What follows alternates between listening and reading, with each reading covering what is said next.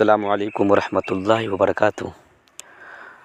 معزز ناظرین کرام، ایک بہت عمدہ ویڈیو لے کر آپ کے سامنے حاضر ہوئے ہیں، اور آج کا یہ ویڈیو بہت اہم ہونے والا ہے، اس لیے آپ حضرات اس کو ضرور مکمل سنیں اور دوسروں تک ضرور شیئر کریں۔ نکاح کو آسان کرے، زنا کو مشکل کرے۔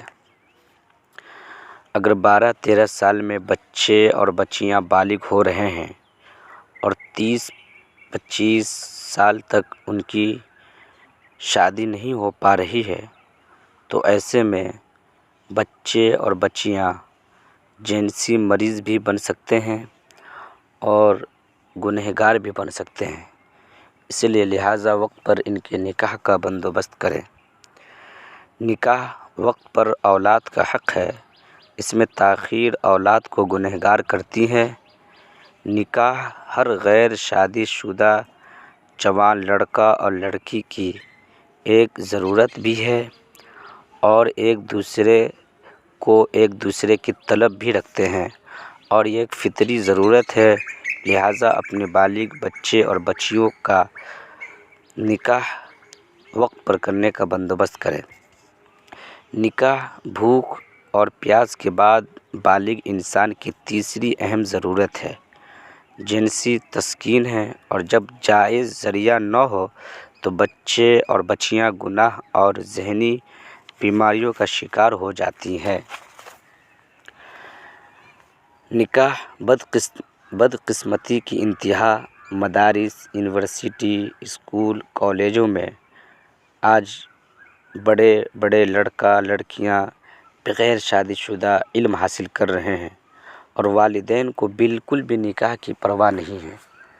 ایسے میں بچے علم کم حاصل کرتے ہیں اور گنہگار زیادہ بنتے ہیں۔ اس لیے ہم لوگ تمام گارجین کو اپنے بچوں کا وقت پر نکاح کرنے کی فکر کرنی چاہیے۔ نکاح انسان کی جنسی ضرورت کا واحد باعزت حل ہے۔ نکاح نہیں ہو تو زنا عام ہو جائے گا۔ اگر وقت پر نکاح نہیں کیا جائے تو زنا عام ہو جائے گا۔ اپنی بچیوں کے سر پر دوپٹہ ڈالنے کا مقصد تب پورا ہوگا جب ان کا نکاح وقت پر ہوگا۔ اللہ تبارک و تعالی معاشرتی زندگی گزارنے کا اور معاشرے کے اعمال میں سب سے آسان عمل اللہ تعالیٰ نے نکاح کو بنایا ہے، اور ہمارے نبی نے بھی کہا ہے کہ نکاح کو آسان بنایا جائے۔ اور میرے نبی کی حدیث ہے کہ وہ نکاح بہت ہی بابرکت ہوتا ہے جس کا خرچ کم سے کم ہو۔ اس لیے آپ تمام حضرات سے گزارش ہے کہ ایک چھوٹی سی ویڈیو نکاح کے متعلق آپ کے سامنے پیش کیا۔